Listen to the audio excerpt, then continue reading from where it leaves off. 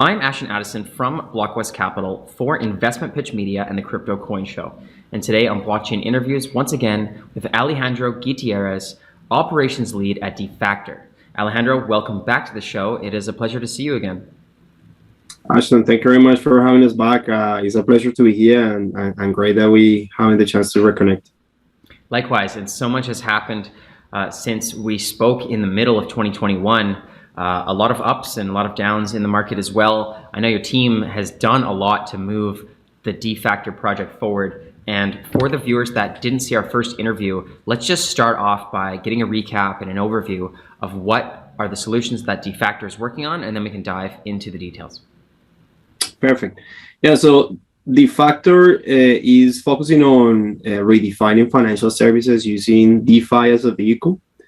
What we want to achieve is kind of optimizing the way that companies are bringing or are transacting in the DeFi space, especially companies that have or deal with real world assets. Mm-hmm. And they are focused kind of in the traditional financial space. So one of the things is kind of enhancing and optimizing all the processes that currently are a bit clunky and are a huge operational burden. Just make all that easier for companies just to tap into all these liquidity pools that are currently in the DeFi market. Mm-hmm. Definitely. And with real world assets, there's so much untapped capital and money that's locked in things that really can't be used. And I'm hoping that blockchain and tokenization can really help create liquidity and accessibility for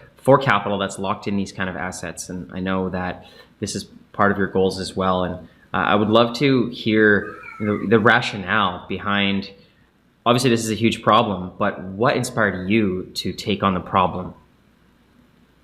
Well, I think one of the reasons why we focus on kind of solving these problems is like traditionally we have been working in the DeFi space for probably 2 years, a little bit more than that. We were one of the first movers in the real world asset space. We worked with the likes of Maker. We were actually the first pilot that Maker did with a logistic invoice actually. So basically collateralizing a logistics invoice as an asset and just taking funds from Maker and being able to finance this type of operations. And also with Centrifuge, right? That is one of the first movies in the real world. So when we're doing all these transactions and we're placing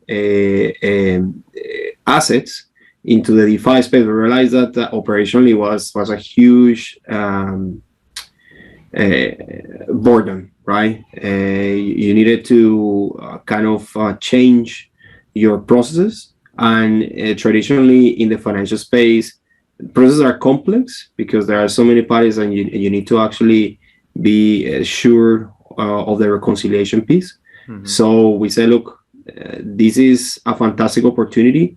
As you say, there are a lot of markets that can be tapped if we put some layer, this technological layer that is going to be make easier for companies just to tap into the DeFi space and use that source of liquidity as an alternative. So also liquidity exactly the same as they do with traditional fiat at the moment, right? Mm-hmm. And that's where this is coming from.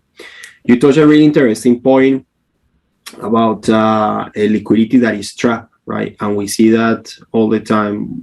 There are multiple applications that DeFi can help solving.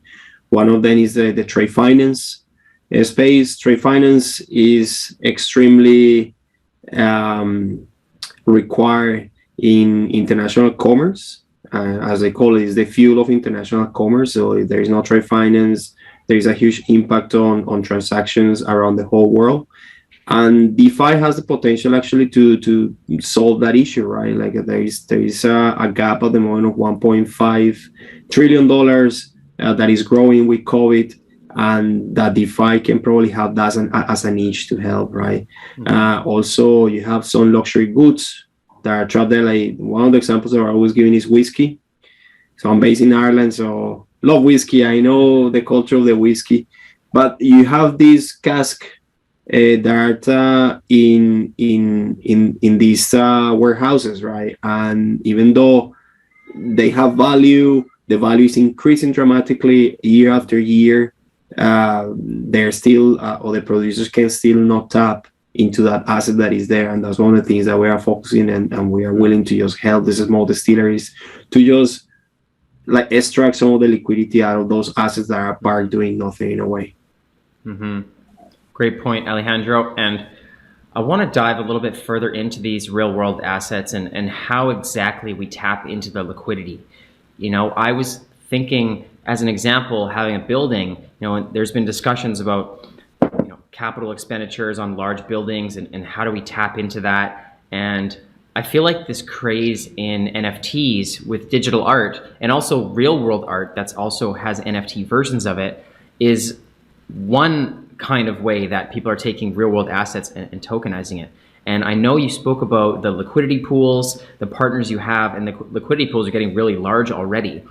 But I'm curious, with these real world assets, is there a tokenization of an NFT that allows you to then utilize that on the internet? Or is it without NFTs and it's just the liquidity pools? Maybe you can explain that a little bit further. No, yeah, definitely. Like NFTs a huge component out of what we do, right? Because as you mentioned, real world assets need to be digitized in order to be locked in those liquidity pools. So it's funny because there was this huge boom about NFTs right in the last year or so. I find I've been working with NFTs for the last 2 years, but more in the financial as a financial vehicle to extract liquidity from the DeFi space. Mm-hmm. So just as you're saying, like, look, there is a digitization of a real world asset, right? And that NFT that is created, right, allow us just to lock that asset into a liquidity pool to extract crypto assets, right? You call it stable coins, DAI, USDC, USDT, or whatever other one that you can. And after the loan is repaid, right, there are multiple options what you can do with that asset, right? One is just release it back into the owner, and the owner will decide, look, I want to just use it again as a vehicle for financial purposes, or I can just put it in a secondary market, sell it, or just put it back into his wallet or her wallet and just keep it there as an investment, right? Mm-hmm. And out of that, you'll be seeing more and more. We're working in a project that basically is a marketplace for real world art, for physical art, but every single one of those pieces is tokenized, right? So it's a token that is linked directly into the real painting, and the idea will be for us to be able to provide liquidity into every single one of those assets that is there, right? Because the NFT is already created. So that's super simple. You just take that NFT, lock it into a liquidity pool, and then extract funds when the person is repaying back. You just release the NFT, and the person can just, as I mentioned, do whatever they want with that NFT. Yeah. So the opportunities are huge, and I think it's important just to highlight that real world assets are going to be extremely critical for the DeFi space from the growth point of view. I don't think we're going to be achieving growth or the growth that we want in the DeFi space if we don't bring real world assets into it, right? Like a crypto asset is what is it right now, $2-3 trillion dollars market cap. That's tiny, right? That's nothing compared with the real world, right? And especially in the DeFi space, you have locked 200 billion. As I mentioned previously, the gap on the trade finance is $1.5 trillion. So if we want to just be a realistic alternative, a financial alternative for the people out there, the market needs to grow, and I think real world assets is just a critical one. Real estate, for sure. That's as soon as DeFi managed to grasp a process that you can bring real estate and tokenize real estate, that there are some pilots happening. It's looking good, but I think we are not there yet, and that's one of the things that in DeFactor are going to be working at the end of the year as well. Great information, Alejandro. And I I feel like 2021 was really the year of DeFi, but also of NFTs as well, but more specifically NFTs with digital art and getting artists and people that are not in the financial services or not in cryptocurrency, you know, they're artists and they're creators into the cryptocurrency world through this tokenization. And I'm curious on your thoughts on when the next wave of NFTs or tokenization is going to happen for real estate, for these other real world assets, where it is the year where real world assets explode and all of these other different types of assets move into NFTs in the blockchain, just as art did. Well, I'm hoping that this year is going to allow us to do that, because the more mainstream in a way NFTs are becoming, people are going to understand better what are the different uses of NFTs, right? As you mentioned, there's a huge boom on the art side, digital creators just bringing these NFTs, selling them for huge prices. But I think the more people are starting to understand all the capabilities for NFTs, more of these real world uses and business cases are going to be pushed hard into the whole mainstream and into the fintech space, right? But there is a huge willingness from traditional systems to start just understanding NFTs, how it works. We see it. Like we're getting in contact regularly with a lot of these institutions that say, okay, what are you guys doing? This is super interesting. How can we implement, do pilots?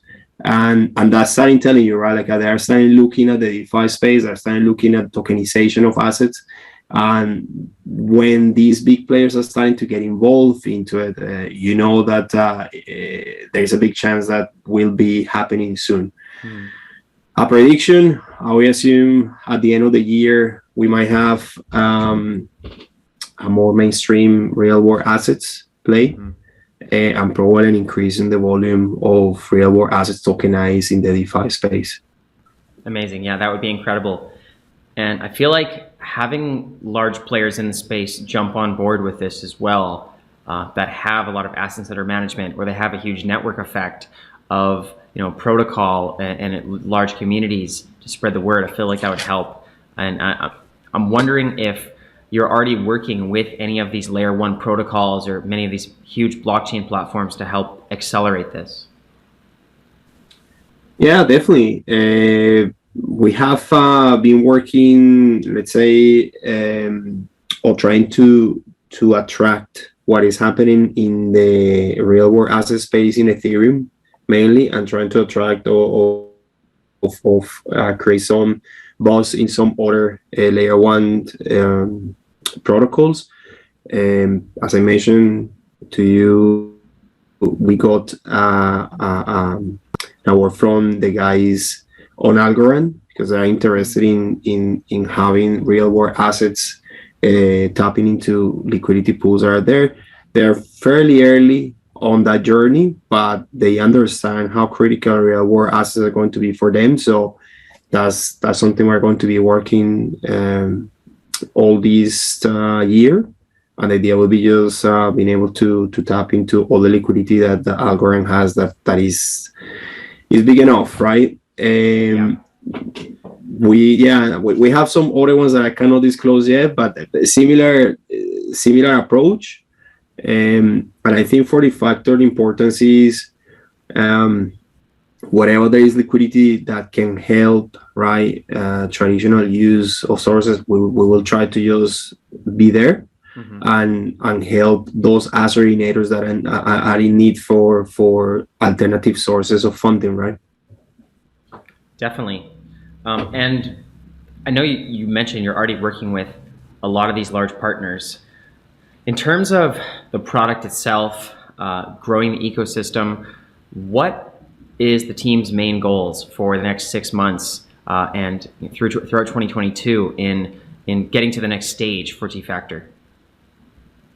Yeah, so the goals, so from the funding perspective, the idea would be to place more than $50 million by the end of the year. We started actually onboarding our first asset originator in December. That is Console Freight. They have been in the space for quite a while. Have one of the most or longest standing pool in Centrifuge, and they have worked as well with MakerDAO. So they already placed around $2 million in the last month, and that's growth that you can see. We can just go into our dashboard in our webpage, and you can see actually what is happening from the funding perspective. So that's a figure that we have in mind. We've probably been a bit conservative, but we probably like to under promise and over deliver. Then we have we're onboarding our second asset originator at the end of Q1. It's an Irish company that in the invoice discounting space, and they want to really looking forward into tapping into the DeFi space, because what happened with the DeFi space as well is allow them some flexibility on the potential services that they can provide, right? Sometimes traditional money tends to be really structured in the way that you're going to be placing it. DeFi will allow them a little bit more flexibility, and that flexibility will allow them also just to kind of try different products that there is a huge need in the market, and that they cannot provide with traditional money, right? So that's another things that we have from the technology point of view, doing finalizing integrations with Centrifuge. Huge news. Centrifuge is one of the biggest partners. They got one of the last parachains, so actually the last parachain in the Polkadot auction. So congratulations, Centrifuge. And that's huge news for us as well, because that means that we'll start working with them into the Polkadot ecosystem. We are aligning a lot of our strategies with the Ashton Centrifuge in that regard. We need to be where they are. So we'll be just starting tapping into Polkadot pretty soon, and that will consume a big chunk of our tech resources as well. Mm-hmm.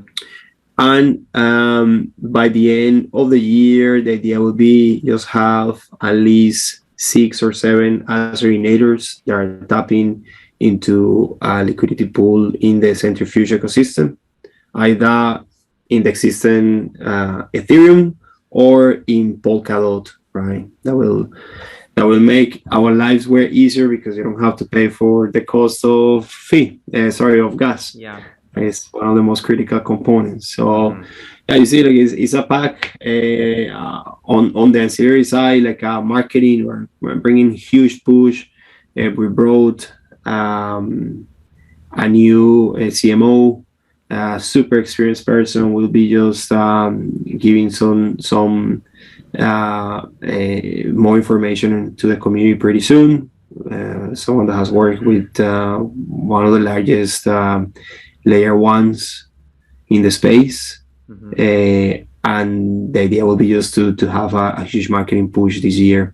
And also we are creating our labs division, and our labs division is going to be that research and development, let's call it like the funky side of DeFactor, because we are in a traditional space, we're all assets, mm-hmm. but we understand that other more risky side is needed as well, and there are a lot of different pros that can come from that side of the business. So mm-hmm. yeah, as you can see, we have gone beginning of 2021.